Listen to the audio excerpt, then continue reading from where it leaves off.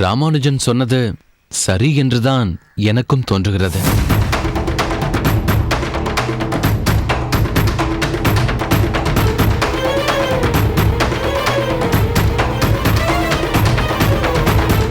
ஆண்டவனை வணங்கக்கூட தகுதி வேண்டும் என்பது எனக்கும் சரியாகப்படவில்லை சுவாமிகளே.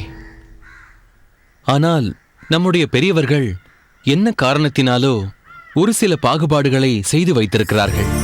அதையே நாமும் கண்ணை மூடிக்கொண்டு நம்பி வருகிறோம். அது எப்படியோ போகட்டும்.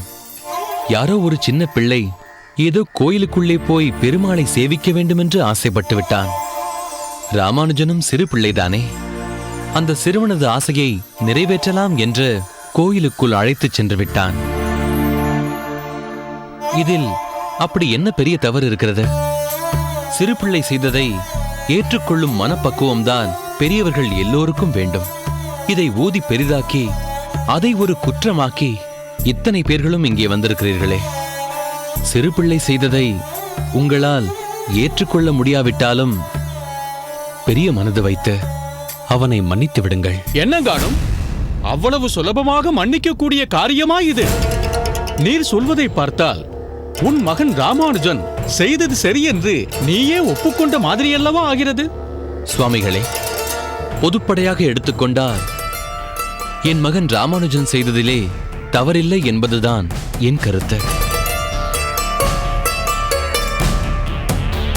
ஆனால் நீங்கள் சொல்லும் கருத்துப்படி பார்த்தால் அதை தவறாக எடுத்துச் சொல்லலாம். இதை நீங்கள் பெரிதாக நினைக்காமல் விட்டுவிடுங்கள். ஓஹோ, சோமயாஜி, இப்போது எங்களுக்கு நன்றாக புரிந்துவிட்டது.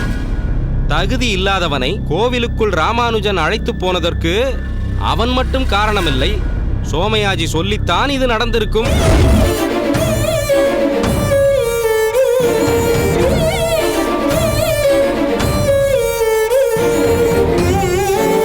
இதற்கு பின்னால் ஒரு கூட்டமே இருந்திருக்கிறது. நீரும் சேர்ந்து செய்துவிட்டு இப்படி ஒன்றுமே தெரியாதது போல் நடிக்கிறீரே. எல்லோரும் பேசிக்கொண்டு கடைசியில் சிறுவனை விட்டு ஆழம் பார்த்திருக்கிறீரோ? இதை நாம் சும்மா விடக்கூடாது. சோமயாஜி பயிற்சி கொடுக்காமலா ராமானுஜன் இதை செய்திருக்க முடியும்?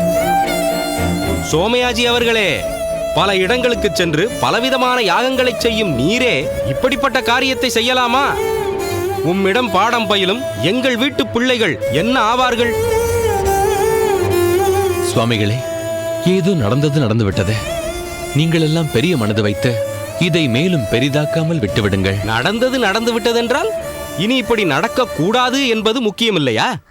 இப்போது நடந்த தவறுக்கு இனிமேல் இப்படி செய்ய மாட்டேன் என்று ராமானுஜனை எல்லோர் முன்பும் மன்னிப்பு கேட்க சொல்லுங்கள்.